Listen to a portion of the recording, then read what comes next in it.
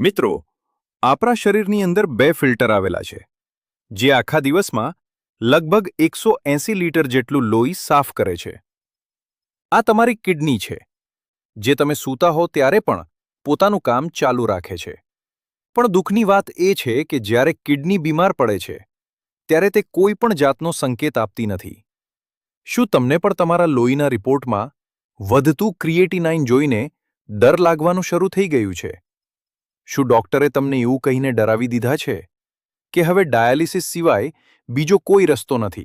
આજે હું તમને એ જ કહેવા આવ્યો છું કે ક્રિએટિનાઇન કોઈ ડરામણું ભૂત નથી, પણ તે તો તમારી કિડનીની મદદ માટેની એક જોરદાર વસ્તુ છે. તે તમને એક ચેતવણી આપી રહી છે, જેથી તમે સમયસર જાગી જાઓ.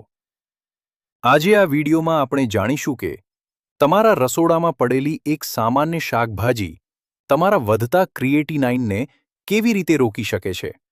જે કિડની ડાયાલિસિસ તરફ આગળ વધી રહી છે, તેને તે પાછી લાવી શકે છે અને તમને બચાવી પણ શકે છે.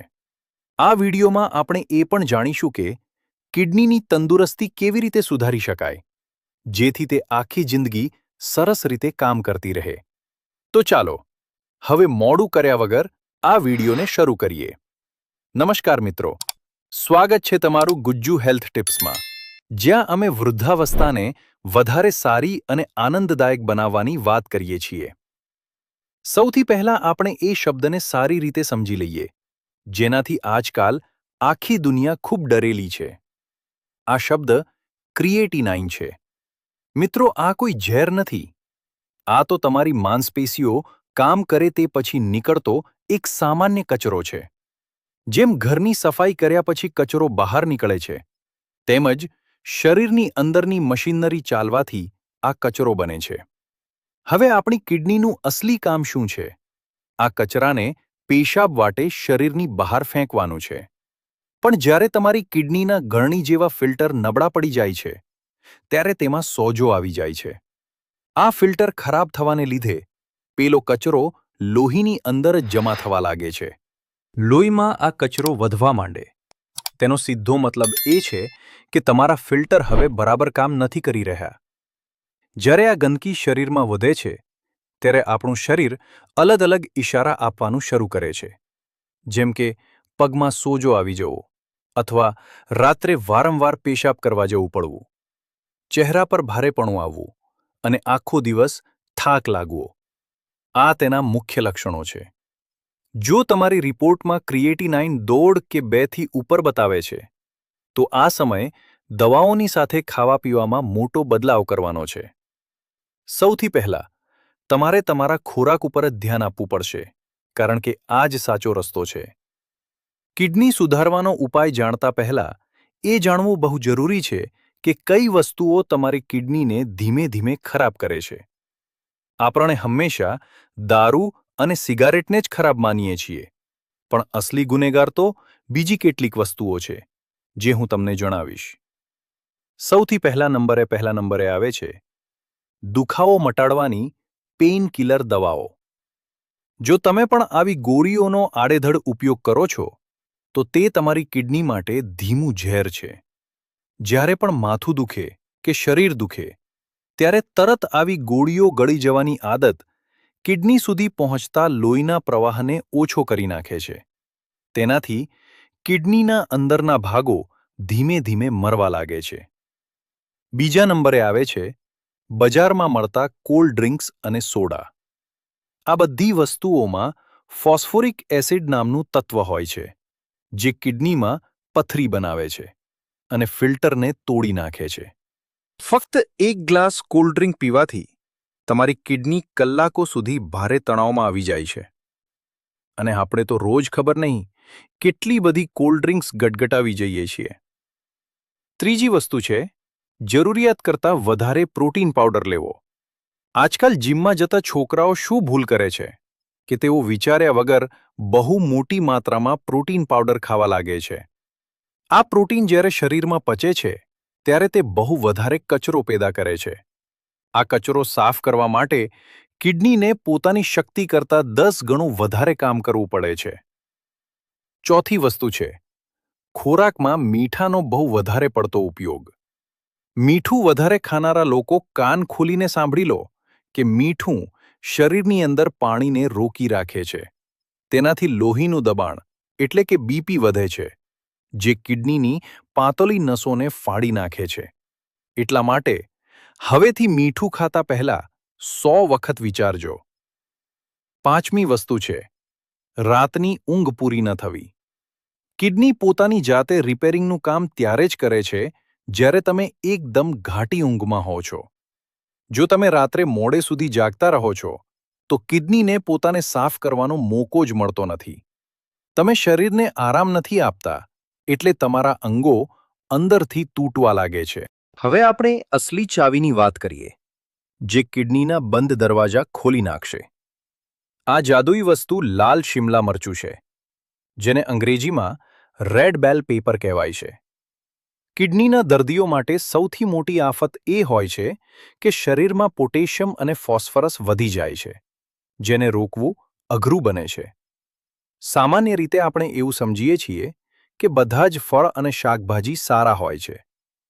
પણ કિડનીની બીમારીમાં કેળા, સંતરા અને ટામેટા જેવી વસ્તુઓ પણ ઝેર સમાન બની જાય છે. આ બધી વસ્તુઓમાં પોટેશિયમ બહુ વધારે હોય છે, એટલે કિડનીના દર્દીએ બહુ વિચારીને ખાવું પડે છે. પણ લાલ શિમલા મરચું કુદરતનો એક એવો ચમત્કાર છે જેમાં પોટેશિયમ બહુ ઓછું અને વિટામિન સી ભરપૂર હોય છે. વિટામિન સી આપણી રોગપ્રતિકારક શક્તિ વધારે છે અને તે કિડનીના સોજાનો સૌથી મોટો દુશ્મન છે. કિડની ખરાબ થવાનું અસલી કારણ તેના ફિલ્ટરમાં આવનારો સોજો જ છે. લાલ શિમલા મરચામાં વિટામિન સી અને વિટામિન એ એટલું બધું હોય છે કે તે કિડનીની અંદરની બળતરાને બરફની જેમ શાંત કરી દે છે. જ્યારે આ સોજો ઓછો થઈ જાય છે ત્યારે કિડની કામ કરવાની તાકાત કુદરતી રીતે જ પાછી મેળવી લે છે. આ લાલ શિમલા મરચાની અંદર લાઇકોપિન નામનું તત્વ બહુ સારી માત્રામાં હોય છે. આ મરચાનો લાલ ચટાક રંગ કોઈ દેખાવ નથી, પણ તે આ લાઇકોપિનને લીધે જ છે. આ એક એવું શક્તિશાળી તત્વ છે જે કિડનીના નાના કોષોને સડવાથી અને મરવાથી બચાવે છે. તમે જેવું આ લાલ મરચું ખાવાનું શરૂ કરશો, તે સીધું જ તમારા વધતા ક્રિએટિનાઇનને કાબૂમાં લાવી દેશે. આનો બીજો મોટો ફાયદો એ છે કે તેમાં ફાઇબર અને વિટામિન B6 બહુ વધારે હોય છે. કિડનીના દર્દીઓના શરીરમાં અવારનવાર લોહી ઓછું થઈ જાય છે અને તેમના હાડકાં પણ નબળા પડવા લાગે છે. લાલ શિમલા મરચામાં રહેલું વિટામિન B6 શરીરમાં નવું લોહી બનાવવામાં મોટી મદદ કરે છે. તેની અંદર રહેલા રસાઓ કિડનીમાં પથરી થતાં રોકે છે અને પેટની ગંદકી સાફ કરીને પાચનતંત્ર મજબૂત બનાવે છે. આ શાકભાજી તમારી કિડની માટે એક મજબૂત ઢાલ જેવું કામ કરે છે. આ દેશી ઉપાય ત્યારે જ કામ કરશે જ્યારે તમે તેને સાચી રીતે ખાવાનું શરૂ કરશો. આ મરચાને તમે 3 અલગ-અલગ રીતે તમારા ખોરાકમાં લઈ શકો છો. પહેલી રીત એ છે કે તેને કાચું સેલડ બનાવીને ખાઓ, જેથી તેનું વિટામિન સી પૂરેપૂરું મળી રહે. આ મરચાને ઝીણું સમારીને જમતી વખતે રોજ સલાડ તરીકે ખાઈ શકાય છે, જે બહુ ફાયદો કરશે. અથવા તમે તેને થોડાક ઓલિવ ઓઇલમાં હલકું સાંતળીને એટલે કે શેકીને પણ ખાઈ શકો છો. ગરમ કરવાથી તેની અંદરના સારા તત્વો જાગી જાય છે, જે આપણું શરીર બહુ આસાનીથી પચાવી શકે છે. બીજી રીત પાણીમાં પલાળીને ખાવાની છે, જેને લીચિંગ ટેકનિક કહેવાય છે. જો તમારી કિડની બહુ જ ઓછું કામ કરતી હોય તો આ મરચાને કાપીને 10 મિનિટ માટે નવશેકા ગરમ પાણીમાં પલાળી રાખો. ત્યારબાદ તે પાણીને ફેંકી દો અને મરચાને હલકા શેકીને રાંધી લો. આમ કરવાથી તેની અંદરનું પોટેશિયમ સાવ ઓછું થઈ જાય છે અને તે પેટમાં આસાનીથી પચી જાય છે. ફક્ત એક શાકભાજી ખાવાથી પૂરો ફાયદો નહીં થાય. તમારે 3 નિયમોવાળો એક ફોર્મ્યુલા પણ માનવો પડશે. જો તમે આ નિયમો પાળશો તો બહુ ઝડપથી સાજા થઈ જશો. કિડનીના દર્દીએ ના તો બહુ વધારે પાણી પીવું જોઈએ અને ના તો બહુ ઓછું પાણી પીવું જોઈએ. જો તમારા શરીરમાં સોજો રહેતો હોય તો પાણી કેટલું પીવું તે ડૉક્ટરને પૂછી લો. પાણી હંમેશા શાંતિથી નીચે બેસીને ઘૂંટડે ઘૂંટડે જ પીવું જોઈએ. ઊભા ઊભા એકસાથે ગટગટાવીને પાણી પીવાથી કિડની ઉપર બહુ મોટો ધક્કો લાગે છે. રાત્રે સૂતી વખતે બહુ ઓછું પાણી પીવું જોઈએ, જેથી કિડનીને આખી રાત આરામ મળી શકે. બીજો નિયમ એ છે કે રસોડામાંથી સફેદ મીઠું કાઢી નાખો અને તેની જગ્યાએ સિંધવ મીઠું વાપરવાનું શરૂ કરો. આ સિંધવ મીઠું પણ બહુ જ ઓછી માત્રામાં વાપરવાનું રાખજો. કિડનીના દર્દીઓ માટે આખા ધાણા અને જીરું પણ બહુ ગુણકારી સાબિત થાય છે. ધાણા તમારી કિડનીને અંદરથી ચોખ્ખી કરવાનું એક કુદરતી કામ કરે છે. સવારે ધાણાના બીજને પાણીમાં ઉકાળીને તે પાણી ગાળીને પીવું એ કિડની સાફ કરવાનો સૌથી બેસ્ટ રસ્તો છે. ત્રીજો નિયમ એ છે કે રાત્રે 7:30 વાગ્યા સુધીમાં વાળું કરી લો અને 8 વાગ્યા પછી કંઈ જ ખાવું પીવું નહીં. રાત્રે સૂતા પહેલા તમારી બંને હથેળીઓ અને પગના તળિયામાં તેલની માલિશ બરાબર કરો. તમારા પગના તળિયાની બરાબર વચ્ચે કિડનીના પ્રેશર પોઈન્ટ આવેલા હોય છે, જેને દબાવવાથી લોહીનું ભ્રમણ વધે છે અને આખી રાત ફિલ્ટર સાફ થાય છે. એટલા માટે રાત્રે પગની માલિશ ચોક્કસ કરો.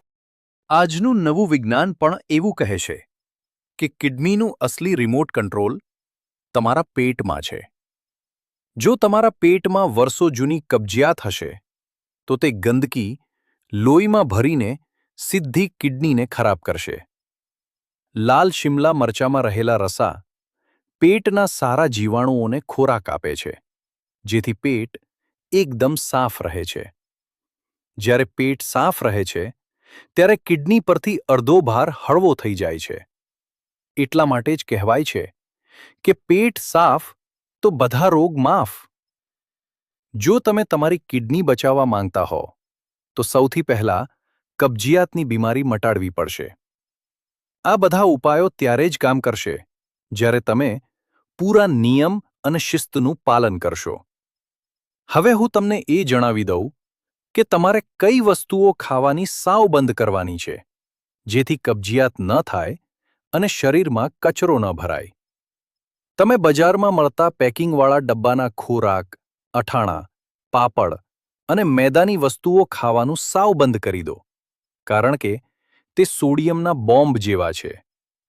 આ બધી વસ્તુઓ કિડનીને નુકસાન પહોંચાડે છે, એટલે બજારની મેદાવાળી વસ્તુઓ ભૂલથી પણ ન ખાવી. હવે તમારે રોજ શું ખાવું જોઈએ તેના વિશે પણ જાણી લો. તમારા ખોરાકમાં ફ્લાવર, ડુંગળી, લસણ અને લાલ શિમલાનો ઉપયોગ વધારો. લસણ તમારી કિડનીની નસોને નરમ રાખે છે અને લોહીની ચરબી એટલે કે કોલેસ્ટ્રોલને ઓછું કરે છે, જેનાથી કિડની પર દબાણ આવતું નથી. પ્રોટીન પણ માપમાં જ ખાવું જોઈએ, એટલે દાળ ખાઓ પણ લિમિટમાં જ ખાઓ. મગની ફોતરા વગરની પીળી દાળ અથવા ફોતરાવાળી દાળ કિડની માટે સૌથી હલકો અને સુરક્ષિત ખોરાક છે, જેને તમે રોજ ખાઈ શકો છો. એક બહુ મહત્વની વાત યાદ રાખજો કે કિડનીનો સીધો સંબંધ તમારા ડર અને ચિંતા સાથે છે. આયુર્વેદમાં એવું સ્પષ્ટ લખ્યું છે કે જે લોકો બહુ વધારે ડરે છે અને ચિંતા કે તણાવ કરે છે, તેમની કિડની બહુ જલ્દી નબળી પડી જાય છે. પોતાની બીમારીથી બિલકુલ ડરશો નહીં, પણ હિંમતથી તેનો સામનો કરો. હંમેશા મનમાં સારા વિચારો રાખો, ઊંડા શ્વાસ લો અને ભરોસો રાખો કે તમારું શરીર સાજું થઈ શકે છે. જો તમે અંદરથી ખુશ રહેશો તો તમારું ક્રિએટિનાઇન આપોઆપ નીચે આવવા લાગશે. આ સિવાય એક બીજી વસ્તુ પણ શરીરની બહાર નીકળવી બહુ જરૂરી છે, અને તે છે તમારો પરસેવો. જ્યારે તમે તમારી તાકાત પ્રમાણે થોડીક મહેનતવાળી કસરત કરો છો, ત્યારે તમારું શરીર અંદરથી ગરમ થવા લાગે છે. પછી ભલે તમે સવાર-સાંજ ચાલવા જતા હોવ, યોગાસન કરતા હોવ કે પછી કોઈ બીજી કસરત કરતા હોવ, રોજ એટલી મહેનત જરૂર કરો જેથી શરીર ગરમ થાય અને પરસેવો નીકળે. કારણ કે પરસેવો નીકળવાથી ક્રિએટિનાઇન કુદરતી રીતે ઓછું થઈ જાય છે. પરસેવા વાટે શરીરનો કચરો બહાર નીકળી જાય છે અને તમારી કિડની એકદમ ચોખ્ખી થઈ જાય છે. એટલા માટે રોજ સવારે કસરત, યોગ કે પ્રાણાયામ ચોક્કસ કરો. જો તમે આ આખું રૂટીન બરાબર પાળશો અને ખાવામાં લાલ શિમલા મરચું લેશો, તો તમે તમારી કિડનીને કુદરતી રીતે જ ઘર બેઠા સાજી કરી શકશો અને ડાયાલિસિસના મોટા ખર્ચથી હંમેશા માટે બચી જશો. મને પૂરી આશા છે કે આજનો આ વિડિયો તમને બહુ જ ગમ્યો હશે અને તમે તેને લાઇક અને શેર જરૂર કરશો. જો તમે આ ચેનલ પર નવા આવ્યા હો તો ચેનલને સબસ્ક્રાઇબ કરવાનું ભૂલતા નહીં. તો ફરી મળીશું આવતા વિડિયોમાં. ત્યાં સુધી પોતાનું ધ્યાન રાખજો.